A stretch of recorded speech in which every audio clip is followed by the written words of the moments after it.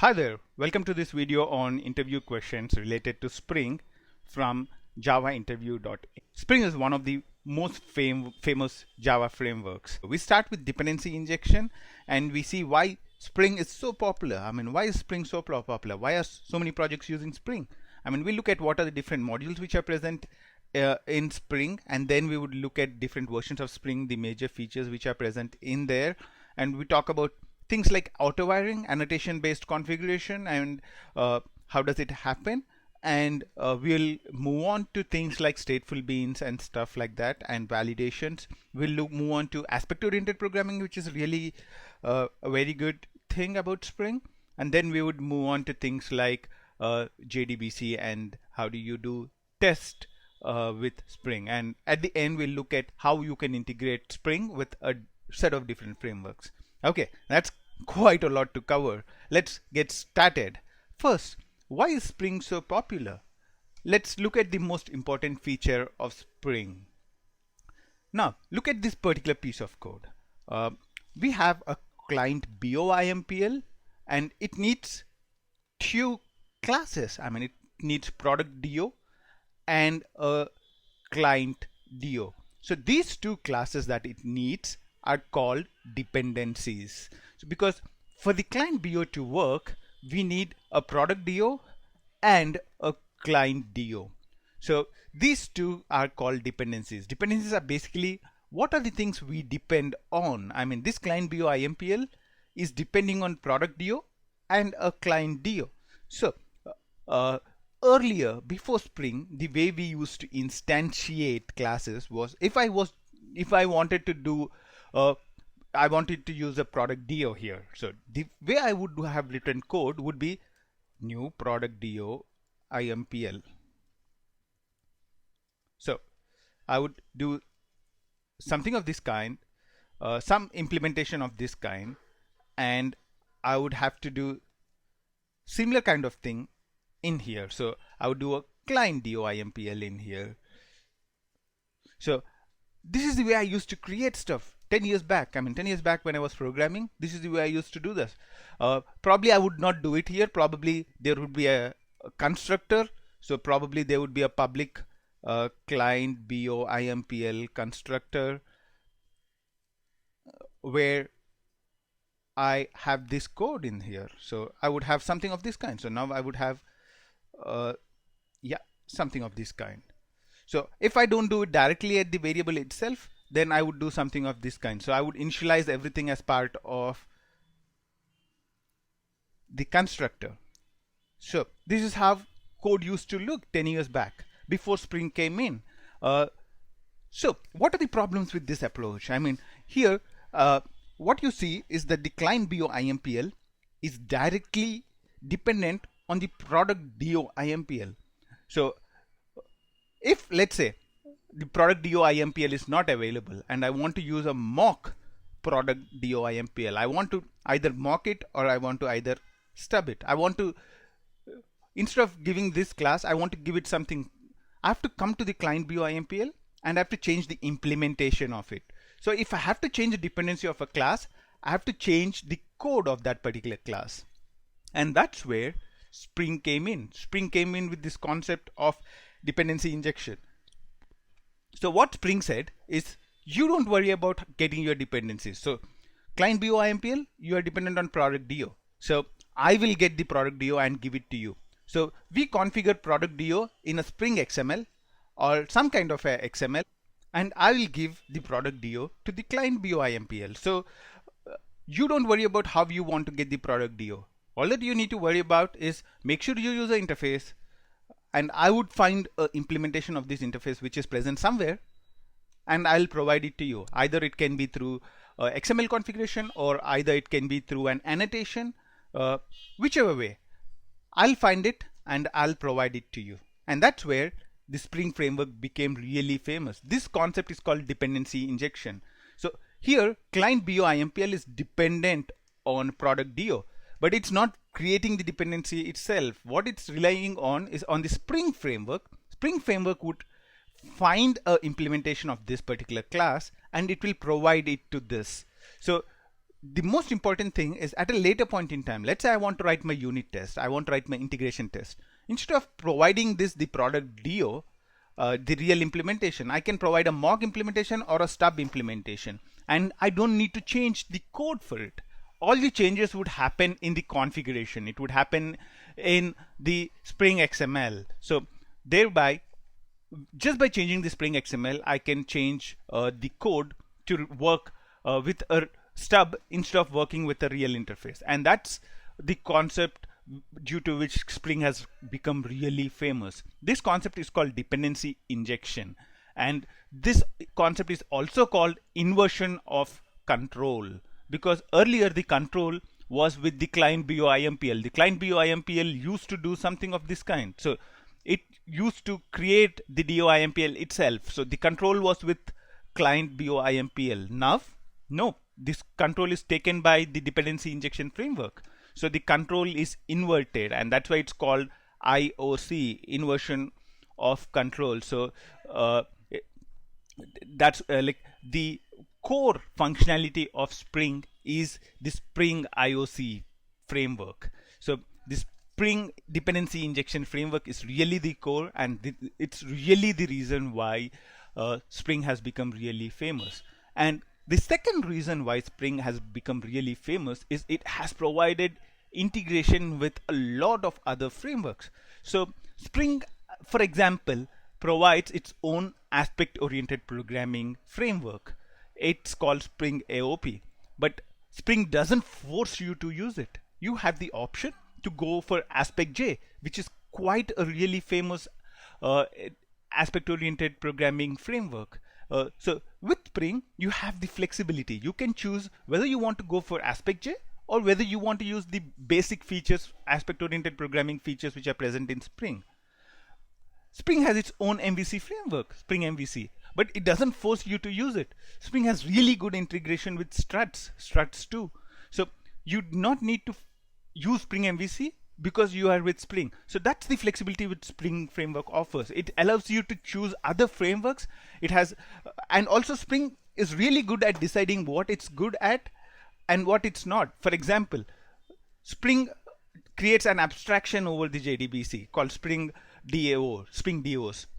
So that's good, but it doesn't really go into the JPA space. I mean, it doesn't go and try and create a framework of its own for replacing Hibernate, because they realize that Hibernate is really a good framework and creating something as good as Hibernate is really tough. So what they do is they provide good integration with Hibernate. So whatever you want to do with Hibernate, you can integrate it with Spring easily. So that's the three main reasons why Spring is so famous. A, dependency injection. B, it knows what it needs to do, and it provides really good integration with other frameworks. And third is it gives you a lot of flexibility. Now that we understood dependency injection and the core of the Spring's functionality, which is dependency injection and inversion control, we would really move on to other topics now.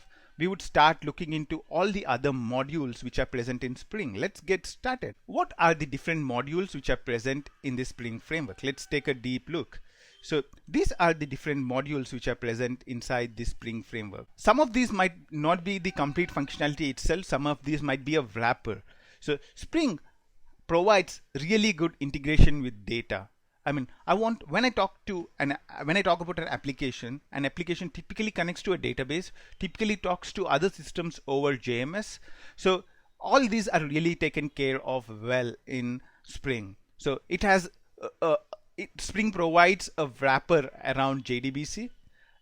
Spring also provides really good integration with ORM frameworks. You can easily connect to things like Hibernate, Ibatis, and other ORM frameworks. Ibatis is not really an ORM framework. It's kind of a query mapping framework, but Spring does really good job there. It provides really good integration with Ibatis and Hibernate.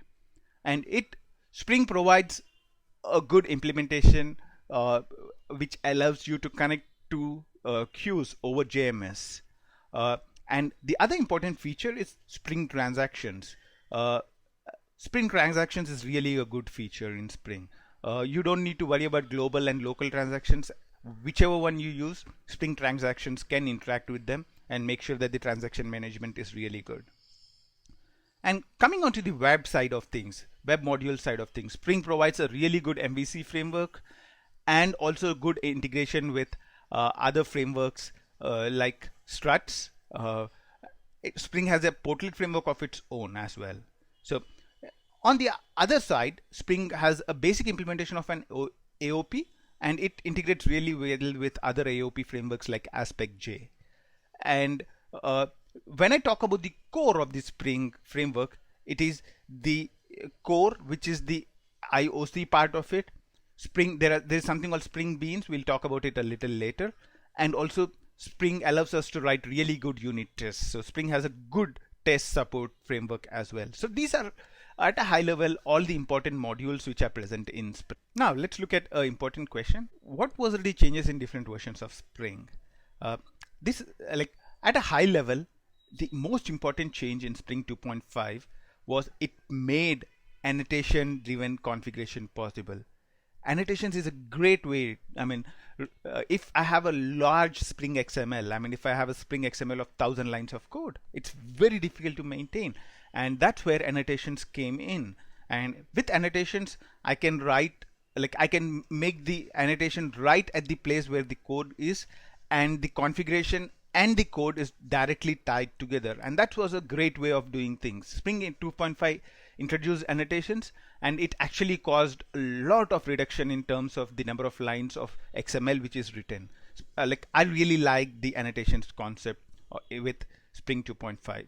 Spring 3.0 was the was a big release in terms of the Spring framework, and it made use of all the features which were made as part, which were introduced as part of Java 5. Java 5 came in with a lot of features, generics, new for loops, variable arguments. A lot of features were part of Java 5, and Spring 3.0 made sure that Spring doesn't go behind. I mean, when there are new features in Java 5, you'd want to implement those features into your framework. I mean, your framework should be making the best use of those features so that it's efficient as possible, and Spring framework did it. And Spring 4.0 is the latest version, I mean latest major version I can say, and it supports all the Java 8 features. I mean Java 8 is again a big Java release because it came up with this concepts of functional programming, streams, lambda expressions and things like that, and Spring 4.0 really supports all of them. And also one thing to remember, if you are going to use Spring 4.0, the minimum Java version you'd need is Java 6. So if you are not yet on Java 6, you are still on Java 5, then don't go for Spring 4.0. So those are the things about different versions of Spring. Next, I mean, this is kind of a trivial thing. I mean, what are the latest specifications? You can look up that on the screen and pause and look at them if you would want to look at it in detail. Now let's discuss the new features in 4.0 and 4.1 in detail. This is also kind of the favorite questions, I mean, of interviewers. What are the new features in a particular framework, and what is the latest version? What are the new features in there? Spring 4.0 and Spring 4.1 is quite a big release, I would say, for Spring. The first feature which is introduced is WebSocket based communication. I mean, WebSocket based usually you can see WebSocket based communication as one step over Ajax. Usually the requests are initiated by the client and the server responds to the request, and WebSockets provide a way where the server can directly have a connection to the client and send information back to the client. If you don't understand this, it's not really important. All that you need to remember is Spring has really good support for WebSockets from 4.0. And the next important thing is Spring has really started focusing a lot onto the REST services part of it. There are REST web services which is becoming very famous, and Spring with 4.0 has got this as REST controller annotation with Spring MVC, which is really useful. And also it started Spring 4.1 introduced this JMS listener annotation, which helps you to listen on the queue very easily. And also there's a new JSR 107 which talks about caching, and the JCache annotations. Spring 4.1 supports that. And also Spring has done really good work in terms of the support for JSON. With REST controllers, with RESTful web services, it's very important that you are easily able to convert an object to a JSON, and that's where the JSON annotations come into picture. So they help you to convert and put a response which is JSON very easily. So those are some of the new features in terms of Spring 4.0. Next, auto wiring. So basically, auto wiring is the feature which enables the automatic finding of dependencies. So what is auto wiring? Basically, what I'm saying here, let's say this is a client BO IMPL. So what I'm telling Spring by putting this service at service annotation is this is one bean. So I'm saying client BO IMPL is a bean which is available. You can, if somewhere this client BO is there and you need an implementation for client BO, then client BO IMPL might be the right choice for it. You are seeing here auto wired product DO. So what it does is whenever it finds an implementation of product DO, what Spring does is it gets the implementation and directly wires it in here. So this is what is called auto wiring. So auto wiring is done by putting an annotation at auto wired. You should make sure that there is an at service or an at component annotation on the product DO IMPL. So on the product DO IMPL, you need to have a at service or at component, defining it as a component which the Spring can manage, defining it as a bean which Spring can manage. And once Spring finds that the product DO IMPL also implements the same interface product DO, and it brings it and it would inject it in here. This is called auto wiring. Basically, auto wiring is to avoid the XML configuration. So with auto wiring, Spring would find the product DO for you. I mean, you are not saying is equal to new. So all that you are doing is saying product DO, and I'm saying auto wired. So what happens is Spring goes and searches if there is an implementation for this interface. If there's an implementation for this interface, then it would go and directly inject in here. This is called auto wiring. Auto wiring is made possible by two important annotations. One is the auto wired. You have to put at auto wired on the dependency, and you have to put at service or at component, at service and or at component on the component itself. So here I have at service on the client BO IMPL. You should also have at service on the client DO IMPL and the product DO IMPL, so that they are found and they are auto wired. So that's basically what auto wiring means. Next most important thing is all the Spring beans are actually singleton beans. So when I create a Spring bean, whenever I define a bean in the XML, the default scope for that bean is singleton. A singleton is something which only one instance can exist in the JVM.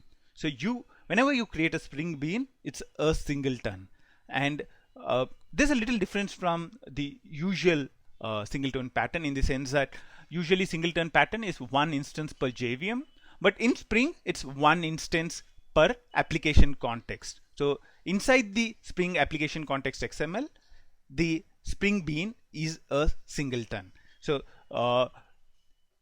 if you really don't want to use a singleton, and if you want to use different beans in the same application context, then you can use something called a prototype. So prototype would help you to avoid a bean being a singleton and being shared across every request. So you can put a scope is equal to prototype, then the prototype scope comes into picture, and there would be a different instance of bean created at every request. For each request for this particular bean, then a new instance of this bean would be created. So if I made this particular bean as a prototype, so if I do product DO IMPL as a prototype, then every time client BO IMPL asks for a product DO IMPL, a new instance of product DO IMPL will be created. By default, the same instance of product DO IMPL will be reused again and again and again. By default, it's singleton. If you really want to make a change, you need to make it a prototype. This is not a really good example for prototype.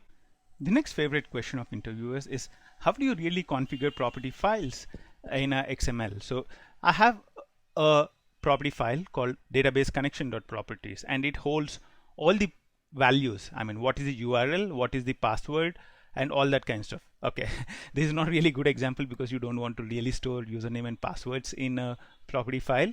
Typically a data source is used in this situation, but just, I mean, for the sake of example, let's say there's a property called database connection.properties where I'm defining jdbc.driver name and jdbc.url and username and password, and I want to make use of that in the property, I mean in the XML.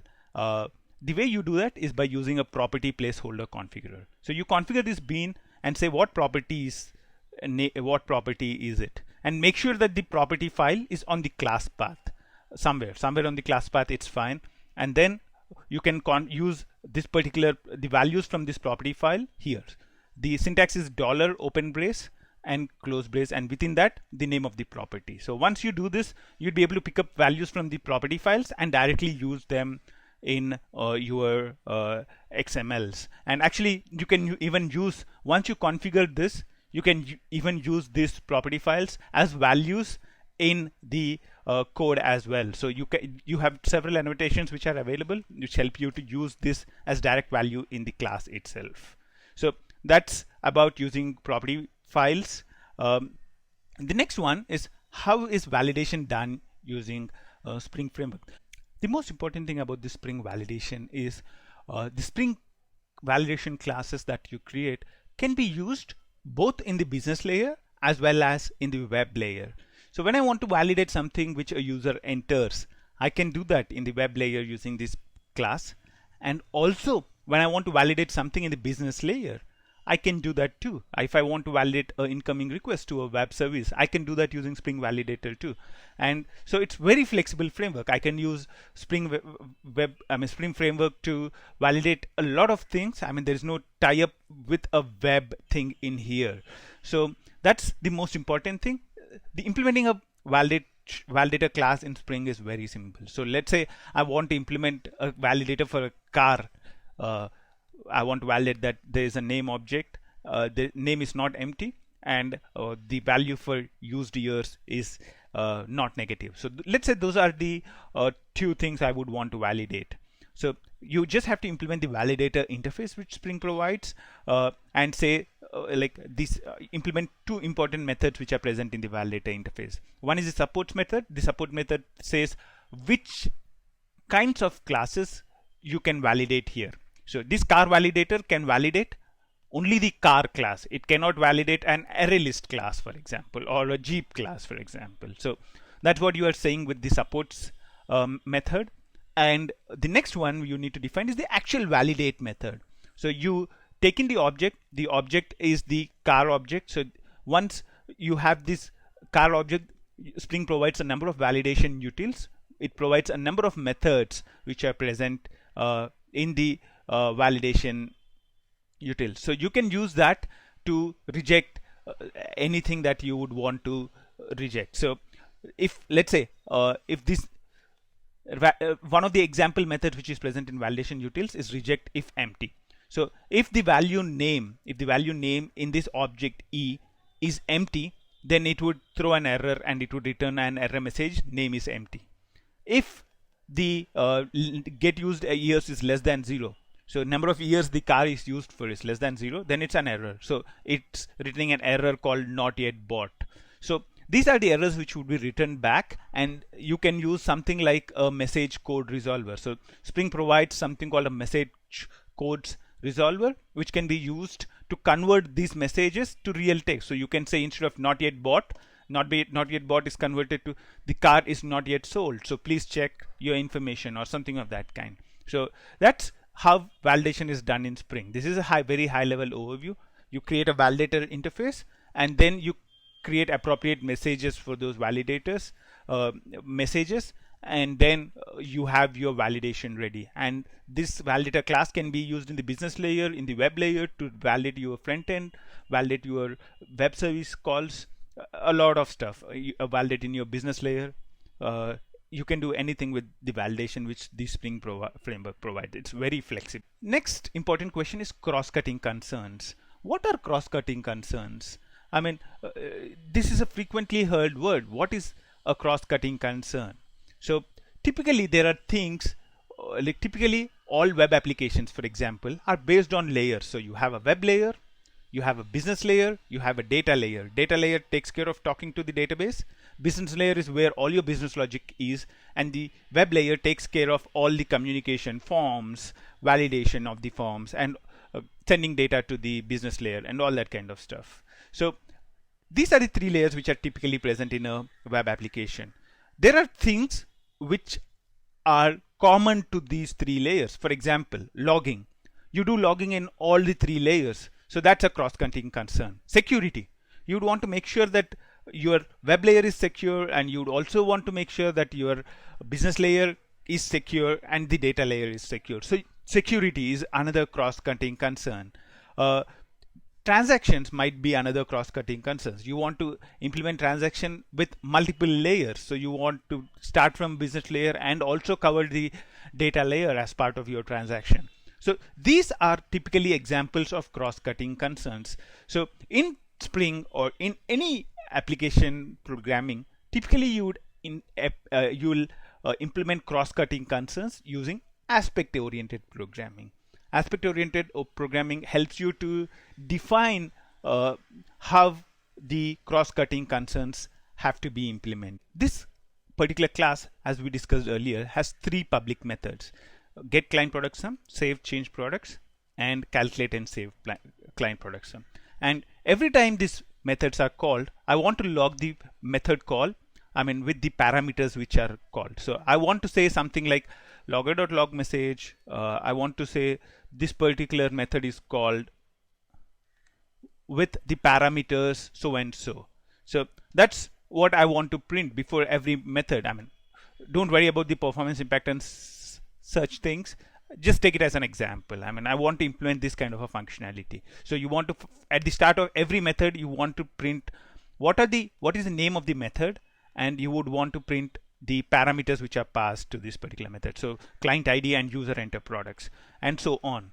So now you'd see that I would need to go to every method and implement that. So I have to, let's say, not only in this client BOIMPL, but there are actually 15 business classes which are present in this particular layer.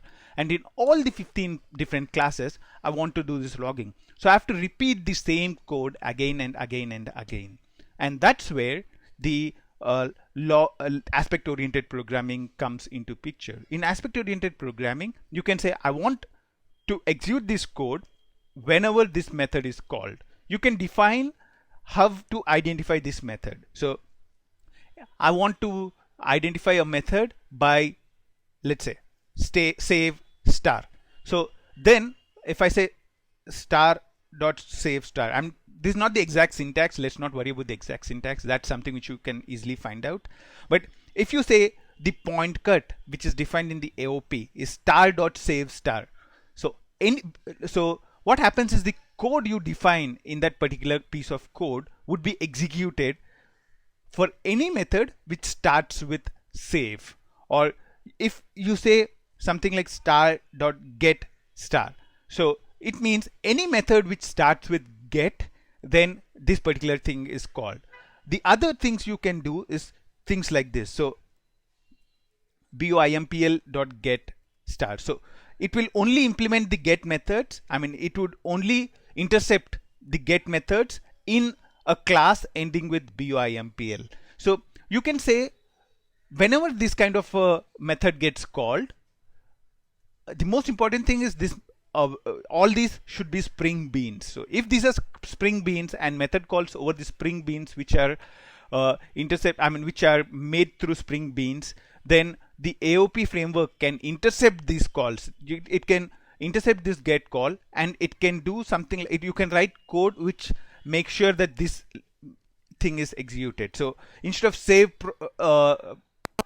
change products, you can say something like method name, and you can say something like method params. So whenever there is this kind of a method being called, then do this. So that kind of thing which AOP allows. This particular thing which is used to identify which methods need to be intercepted, which method calls needs to be intercepted. This is called a point cut. And the exact code we are invoking, I mean, when we intercept this, we want to call this particular code.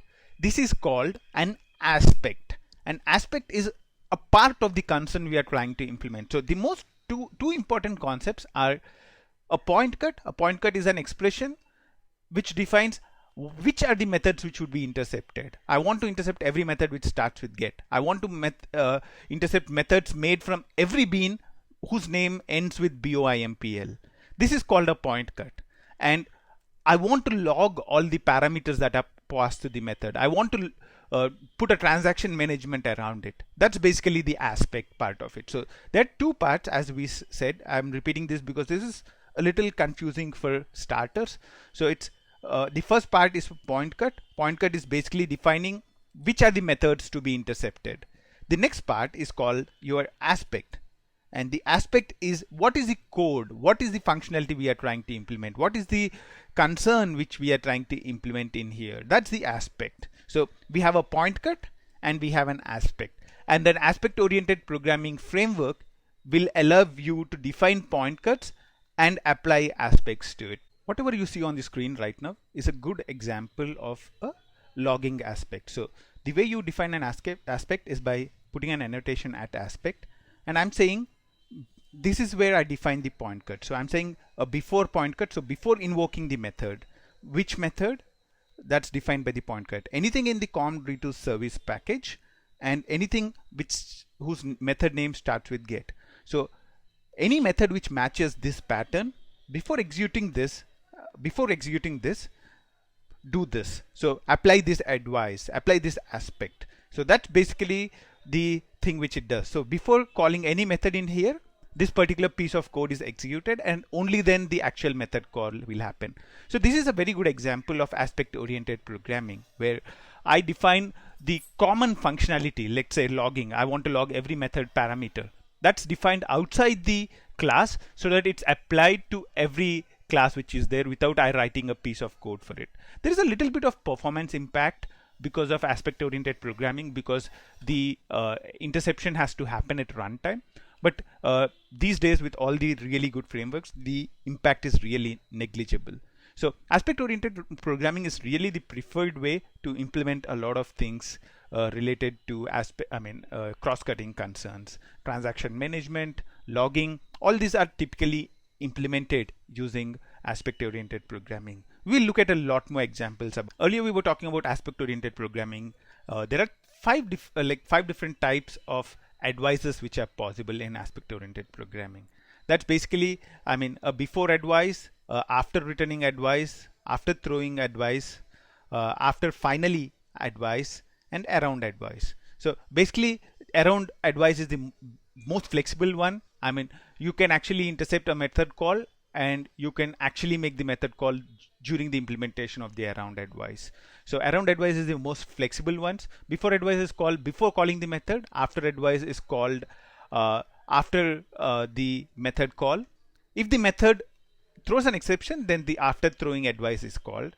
And this after finally advice. After advice is generally called whether a method returns something or whether throws an exception. So in both these situations, the after finally advice would be called.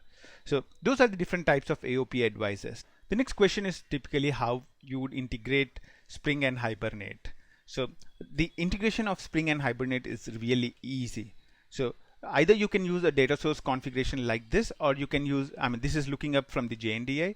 If you want to really create a local data source, we can use a configuration similar to the one earlier.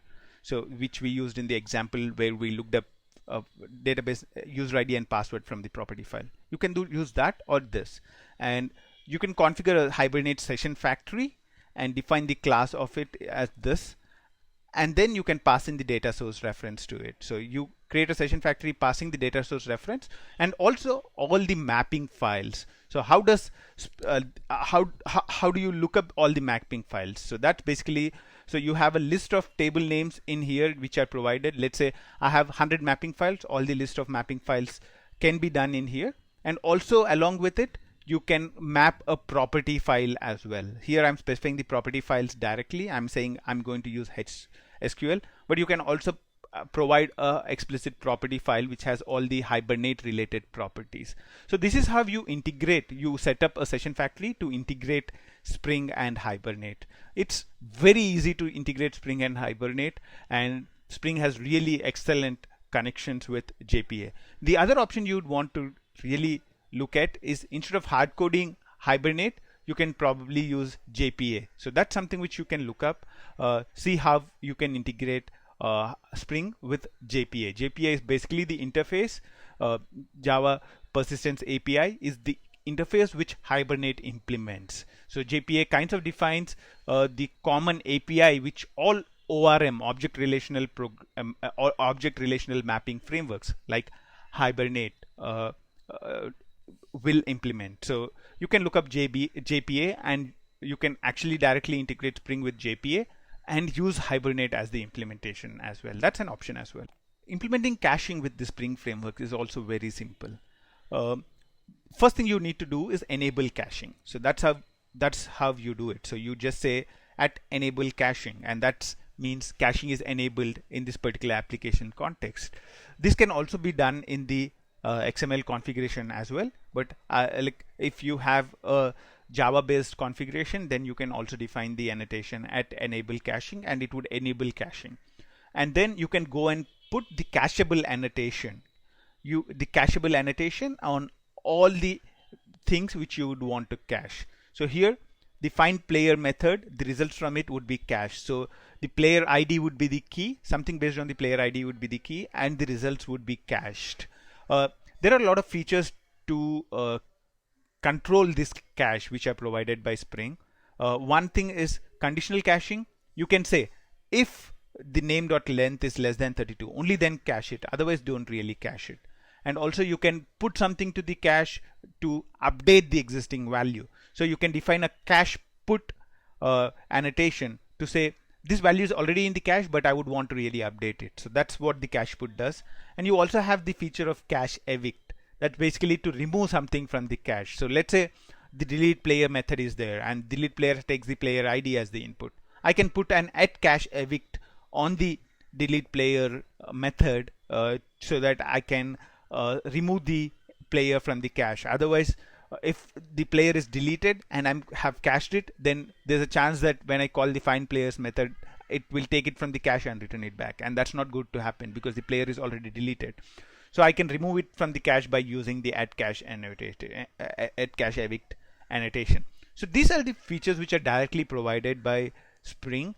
You can also have a good integration of Spring with real caching frameworks. EHCache, OSCache. Spring really provides really good interfacing with caching frameworks. So you can enable the caching frameworks by saying, by using, for example, the example for EHCache is shown here, EHCache cache manager, and you are defining the thing in here, and you are saying the configuration is with a bean named EHCache. So the configuration is here, and you can go here and set up the XML. So you can define what you want to cache, what you don't want to cache, when should it be evicted from the cache, what is the caching algorithm I would want to use, is it least recently used, all that kind of stuff you can define as part of the caching library. So these caching libraries like EHCache are really flexible, more flexible than the default implementation which is provided by Spring. Do look them up and see how you can do caching with them. So Spring really provides a really good integration with caching frameworks as well. So the last thing that we would look up is the Spring Batch framework. Spring Batch framework is a really good framework to implement batch programs. The important features of Spring Batch program are restartability. That's basically if I run a batch program and it fails in between, then Spring Batch provides a feature to pick up from where it left off. Let's say there are 5 steps, third step failed, I can start executing from step 3 directly with Spring Batch. That's a very important feature of Spring Batch. It also provides different readers which enable me to talk to different things and get all the values from. So I can talk to JMS, read from a queue. I can talk to JDBC, read from a database. I can use Hibernate to read from a ORM kind of setup. I can use IBATIS, or I can also write to all this kind of stuff. So that's very flexible features. I mean, Spring Batch enables me to easily read from this and write to these particular thing. Typically, that's what we do in a batch. What do we do in a batch? We read from somewhere and write to somewhere. We do read from somewhere, process it, write to somewhere. So that's basically the features which Spring Batch provides through different readers and writers. The other important features is chunk processing. Let's say I have a million objects to process. If you process all of these at the same time, then the memory might not be sufficient, and all that kind of performance related things would come in. Probably you are holding the lock on a database for a long time. To avoid it, you can process in terms of batches. You can process in terms of chunks. Instead of processing 1 million items at a time, you can process 1,000 at a time, 10,000 at a time. All these features Spring provides. You can, this number 10,000 or 1,000 is configurable. So you can decide at a later point in time, I want to process 1 lakh at a time, 100,000 at a time, or 1,000 at a time. So that's the features that Spring Batch provides. And it also enables you to implement easy transaction management when you are doing chunk processing. The other important feature of Spring Batch is parallel processing. Let's say I have 5 steps and I want to process step 1 and step 2 in parallel with step 3 and step 4. That's allowed with Spring Batch. That's possible with Spring Batch. So those are the important features of Spring Batch framework. You can look up our website javainterview.in, and there are a lot of other questions which we didn't really discuss in this video. There are a lot of stuff in there, a lot of other questions, the examples which we covered during this video and examples which we didn't cover during this video. So take a look down there and see if you find something useful. Thanks for watching this video. Until next time, bye.